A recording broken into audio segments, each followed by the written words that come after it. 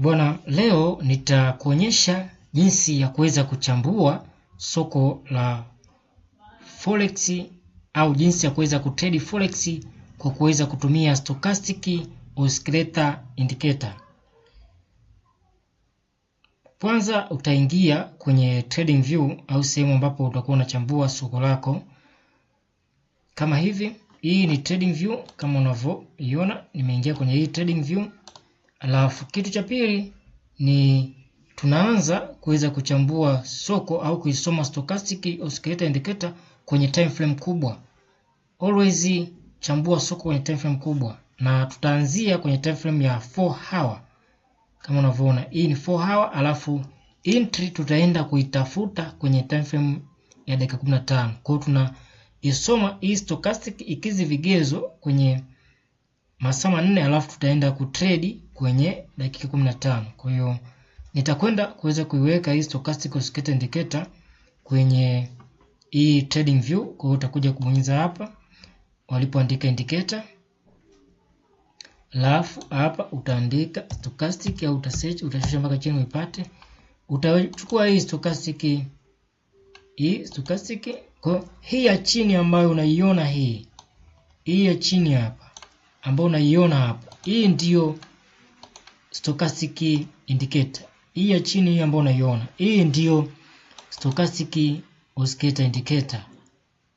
Hii ndio stochastic oscillator indicator. Sasa hii stochastic oscillator indicator ina sehemu mbili ambazo tunakuwa tunazingatia. Sehemu ya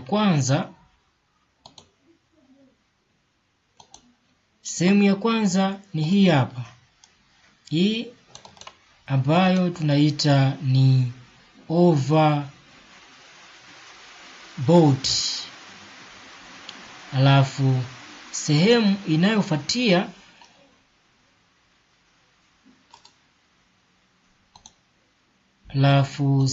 inayofuatia ni hii ya chini. Hii sehemu ya chini tunaita ni oversold. Kwa hiyo kitu ambacho tunakifanya hapa, huko juu ambapo tumesema ni overbought, sisi tuta place order ya kuseli. Huko juu tuta place order ya kuseli kwenye overbought, alafu na upande wa chini tutakuwa tuna place order ya kubuy. Unaona? Kwa hiyo hii stochastic ikisoma huku upande wa juu, ina maana hapa ina hizi level za 80 pamoja na 20. Kwa hiyo endapo kama hii stochastic itasoma ipo zaidi ya 80, ina maana sisi tuta place hapa order ya kuseli. Ina maana ikiwa juu ya 80 tutasema hii imekuwa ni overbought. Kwa hiyo sisi tuta place order ya kuseli,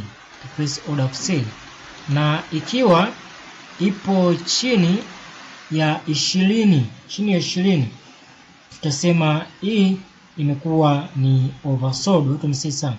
Kwa kama watu wameseli sana, kuna fursa ya kuweza kubuy. Kwa sisi kwa wakati ujao tuta place order ya kubuy. Kwa hivi ndivyo inavyokuwa. Kwa hiyo kwa upande hii ina pande mbili, ina pande wa juu ambao ni juu ya hii 80 inakuwa ni overbought. Kwa tuta place order kuseli, na upande wa chini na kuna oversold na place order ya kubuy. Mfano nikuonyeshe hapa, ukiangalia hapa umeona hii kwenye hii tunaita ni swing point low, inaitwa swing point low hii hapa. Alafu ukiangalia hapo kwenye hii swing point, alafu kuja kuangalia hii indicator yako, na maana hii indicator imeonyesha ipo oversold.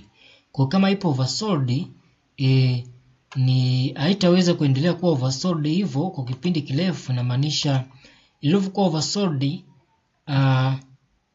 kitakachofuata ni kuweza kubuy. Kwa unakuta hii stochastic inapanda hivi, na soko unakuta linapanda hivi. Kwa hiyo kwa wakati huo soko linakuwa lipo hapa chini, lipo oversold. Kwa na hii stochastic ikiona ipo oversold, kwa hiyo hapa sisi inakuwa ni fursa sisi kuweza kuplace order ya kubuy. Kwa unaona soko linaenda hivi. Alafu pia ukiangalia hii stochastic hapa,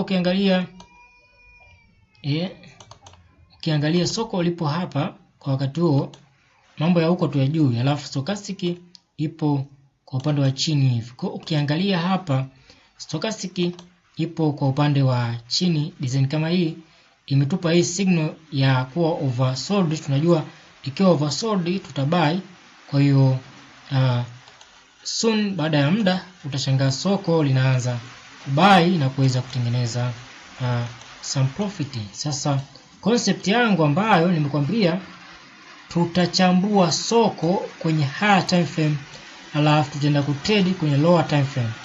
Ukiangalia hapa ili soko jinsi lilivyo, ukiangalia hii hapa, angalia hapa current hapa napochora hapa, stochastic tupa signal kuwa imekuwa ni oversold. Nao ilikuwa imekuwa ni overbought. Kwa hiyo kama imekuwa overbought, what next? Kitachofuata ni kuweza kusell. Kwa hiyo ukiangalia hapa imekuwa ni overbought. Imekuwa ni overbought. Kwa hiyo kama imekuwa overbought,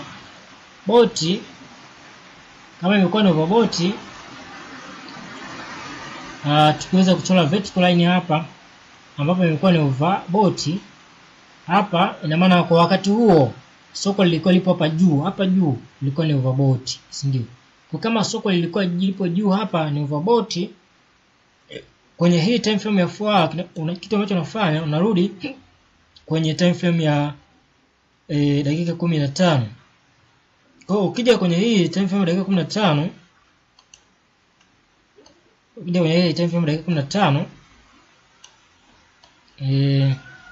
ilikuwa hapa.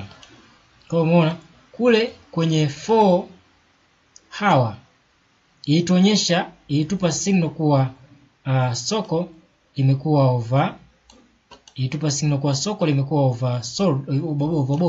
Kwa hiyo kitakachofuata ni kuplace order kusell. Kwa hiyo kitu ambacho sisi tunakifanya, tukishaweza kuangalia kule kwenye high time frame imekuwa ni overbought, tunarudi kwenye time frame ndogo ya hii dakika 15 ili tuweze kupata entry ambayo itakuwa ni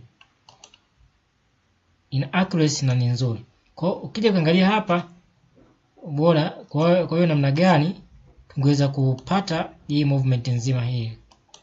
Unaona, tungeweza kupata movement. Stop loss ingekuwa ni hii maybe hapo, alafu take profit ingekuwa mpaka hapo. Kwa hiyo umeona namna gani tungeweza kupata entry ambayo ingekuwa ni nzuri. Na soko umeona lijiendelea huko juu likashuka design fulani kama unavyoona hapo. Kwa hiyo ngoja nikupe mfano mwingine.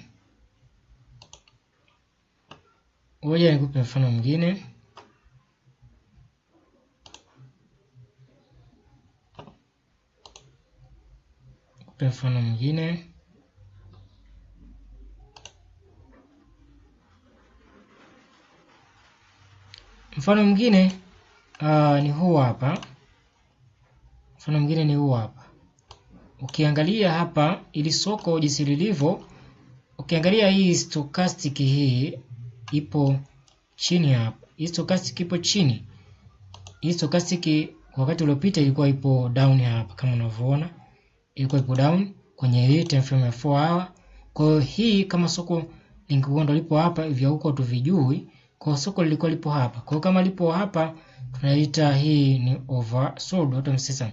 Kwa kama hapa imekuwa ni oversold, kitakachofuata ni kuweza kuplace order za kubuy.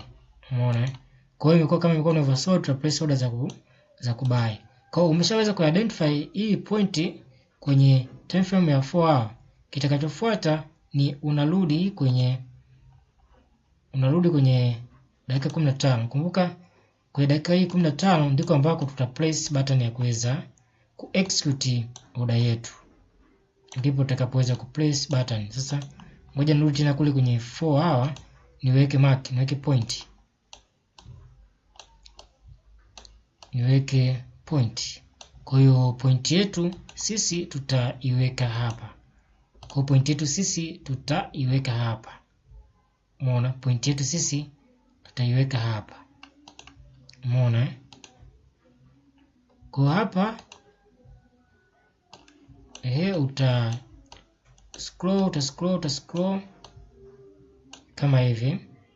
Alafu kisha scroll kama hivi. Hii inamaanisha ilikuwa ipo down hapa. Hii ilikuwa ipo down hapa.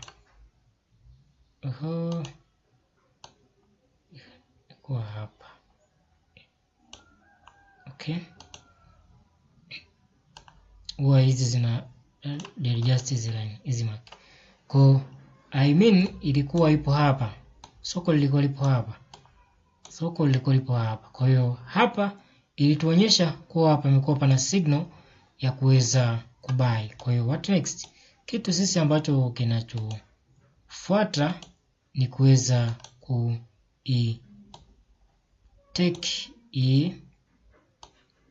kuweza kuichukua hii point kama unavyoona.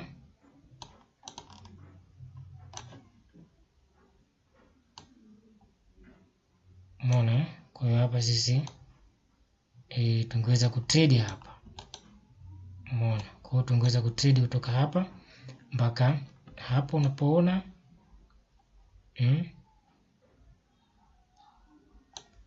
Tungeweza kutrade hapo. Labda nikuonyeshe mfano mwingine.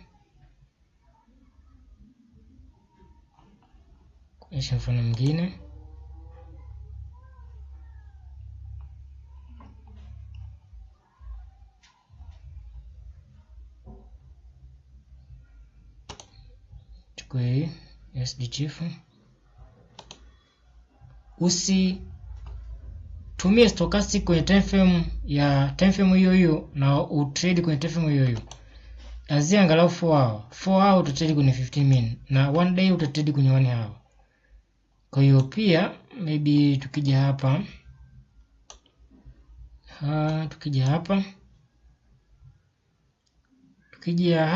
hii itupa signal hapa. Itupa signal hapa. Itumie hapa, itupa signal hapa. Itupa signal hapa kuwa pamekuwa ni over. Hapa pamekuwa ni oversold. Kwa kama pamekuwa oversold hapa, kwa kama hapa pamekuwa ni oversold, kitachofuata tuta place order ya kubuy. Kwa hapa pamekuwa ni oversold. Kwa kama pamekuwa ni oversold, hii stochastic imetuonyesha kuwa chini inasoma chini na oversold. Kwa kama iko na oversold tuta place order za kubuy kwenye market. Kwa baada ya kutuonyesha hii ishara, sisi tunarudi kwenye time frame ya dakika 15. Turudi kwa time frame ya dakika 15. Kwa sababu wewe soko litakuwa lipo live, hakuna shida kuweza kuweka hizi mark. Mimi nimeweka hizi mark kwa sababu soko sipo nalo live. Ndio maana nimeweka hizi mark. Kwa hiyo ukiangalia kwa hiyo just mpaka hapa. Kwa hiyo ukiangalia soko lilikuwa katika hii position, hizi mark huwa zinacheza. Kwa hiyo soko hapa lilikuwa lipo kwenye hii position hapa. Kwa hiyo kama soko lilikuwa lipo kwenye hii position ambayo unaiona hapa, kama kwenye hii position ambayo unaiona hapa, kwa hiyo hapa kama lilikuwa lipo kwenye hii position ambayo unaiona hapa, kwa hiyo sisi tungeweza kuplace hapa order ya kuweza kuplace order hapa. Kuweza kuplace order hapa kama unavyoona kwenye hii point, tungeweza kuplace order ya kubuy. Kwa hiyo tungeweza kucapture movement.